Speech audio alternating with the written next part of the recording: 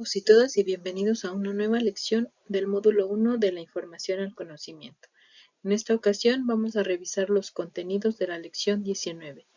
Vamos a hablar un poquito sobre qué es la lectura crítica.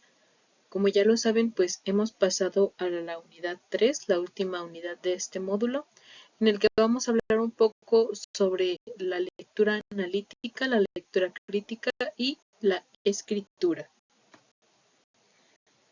Entonces, comenzamos hablando un poco sobre qué es la lectura crítica. Para leer de manera crítica tenemos que llevar a cabo ciertas actividades. Recordemos que vamos a aplicar la evaluación en este proceso. Para poder llevarla a cabo tenemos que hacer primero una identificación del autor. Es decir, vamos a conocer un poquito más sobre quién ha creado cierta obra. Después vamos a identificar un poco las características del texto que estamos leyendo. Anteriormente, en la unidad 2, ya exploramos algunas características de los textos.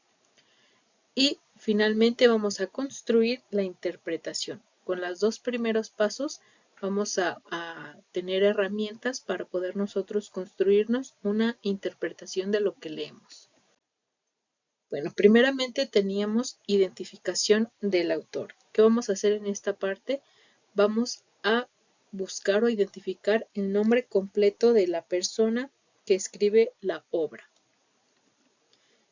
Enseguida vamos a empaparnos un poco de conocimiento de todas las obras o de las obras más relevantes que ha creado este autor. Vamos a conocer un poquito cuál ha sido su trabajo. Después vamos a investigar un poco sobre la información más relevante de su trayectoria, como lo pueden ser, por ejemplo, premios, algún reconocimiento de cualquier tipo, etc. Y finalmente vamos a revisar los prólogos, es decir, el inicio o la introducción de sus obras. ¿Para qué? Pues para conocer un poquito más cómo es que trabaja tal autor. Como paso número 2, tenemos identificar las características del texto. Anteriormente ya estuvimos explorando los tipos de texto. Va a ser el primer paso que vamos a hacer. Identificar si se trata de un tipo de texto narrativo, explicativo, descriptivo o argumentativo. Ya conocemos nosotros las características de cada uno de ellos. Una vez que tenemos esto, pues vamos a identificar la intención comunicativa del texto. Cada texto, de cada tipo que hemos conocido, tiene una intención de comunicación. Aquí tenemos una pequeña tabla que nos ilustra un poquito más. Por ejemplo, los textos narrativos tienen como intención comunicativa el relatar hechos que le pasan a ciertos personajes. El texto descriptivo busca o contar cómo son los objetos, las personas, los lugares, los animales, los sentimientos o las situaciones. El texto expositivo como intención comunicativa pues explica y transmite información de una forma objetiva y el texto argumentativo defiende ideas y expresa opiniones. Por aquí tenemos algunas preguntas que nos pueden ayudar a identificar de qué tipo de texto se trata. Por ejemplo, en el texto narrativo puede responder a la pregunta ¿qué ocurre? El texto descriptivo responde a la pregunta ¿cómo es? El texto expositivo responde a las preguntas ¿qué y por qué es así? Y el texto argumentativo responde a las preguntas ¿qué pienso o qué te parece? Ya tenemos aquí ejemplos que hemos analizado de cada uno de estos tipos de texto y por aquí tenemos un extra que serían las características lingüísticas propias de cada tipo de texto. Y como ya lo mencionamos, pues cada texto tiene una intención comunicativa. Como último paso en este proceso de lectura crítica, vamos a construir la interpretación. Ya tenemos todas las herramientas antes mencionadas. Ahora vamos a realizar una interpretación de lo que hemos leído, tratando de explicarlo con nuestras propias palabras para que podamos darnos cuenta de que sí se entendió. Y bueno, hay ciertos elementos del lenguaje que nos pueden ayudar a favorecer la interpretación.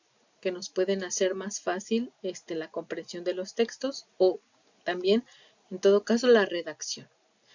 La primera de ellas, el primer elemento es la comparación. Como su nombre lo dice, consiste en comparar un elemento con las características de otro. Tenemos dos elementos y los vamos a comparar. Tenemos aquí dos ejemplos.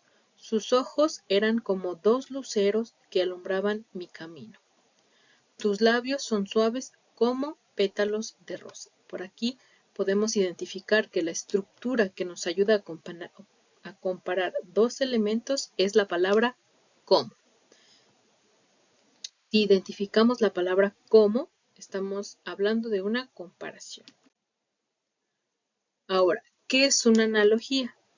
Una analogía es una forma de comparar dos cosas diferentes para resaltar sus similitudes o características comunes.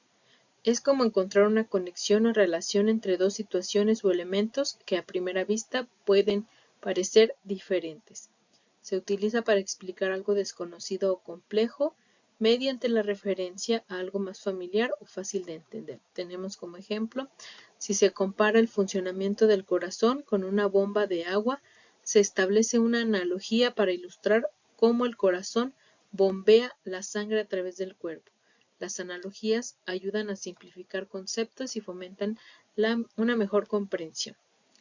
Es muy parecido a la comparación, sin embargo, pues aquí vamos a tener un elemento y en base a sus características vamos a encontrar algo con lo que podamos compararlo.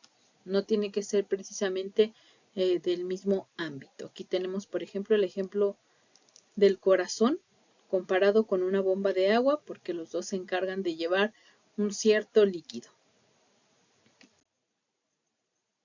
Otro elemento que tenemos pues es la pregunta retórica. ¿Qué es la pregunta retórica? Es aquella que hacemos sin esperar una respuesta. Es como una pregunta que su respuesta es tan obvia que no necesitamos responderla. Por ejemplo, tenemos, ¿acaso te he dado permiso para entrar? Como ya sabemos que la respuesta sería no, pues es una pregunta retórica. ¿Es que los pobres no tienen derecho a una vida digna? También es pregunta retórica porque está implícito que sí, que todos tenemos derecho a una vida digna. Entonces, es una pregunta que no necesita respuesta porque es muy obvio. Y finalmente tenemos la figura retórica. ¿Qué es una figura retórica? Es una técnica lingüística utilizada para embellecer el lenguaje, dar énfasis o impacto a un mensaje y despertar la imaginación del lector o del oyente. Estas figuras como la metáfora, la hipérbole, la ironía y el oxímoron se emplean en poesía, discursos, literatura y comunicación, en general para transmitir ideas de forma más creativa y persuasiva. Al jugar con el significado, sonido o estructura de las palabras, las figuras retóricas aportan un toque especial y expresivo al texto, enriqueciendo la comunicación y generando efectos estilísticos emocionales. Este tipo de técnica del lenguaje es muy común sobre todo en textos narrativos o en textos poéticos. Entonces, es una forma, como ya lo vimos, de darle un poquito más de estética al lenguaje, de dar más impacto al mensaje y pues nos ayuda un poquito más a la comprensión. Todos estos elementos que ya vimos forman parte de las estrategias que nos pueden ayudar a la comprensión y que apoyan el proceso de lectura crítica que hemos mencionado. Recuerden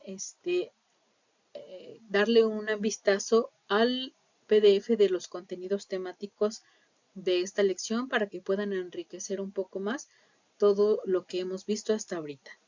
Y de igual forma les recuerdo que si tienen alguna duda, alguna pregunta con respecto a los contenidos o a las actividades que vamos a estar realizando en esta lección, pues estamos en contacto a través del grupo de WhatsApp o por medio de los foros de dudas de las lecciones. Les agradezco mucho su atención y nos vemos en la próxima.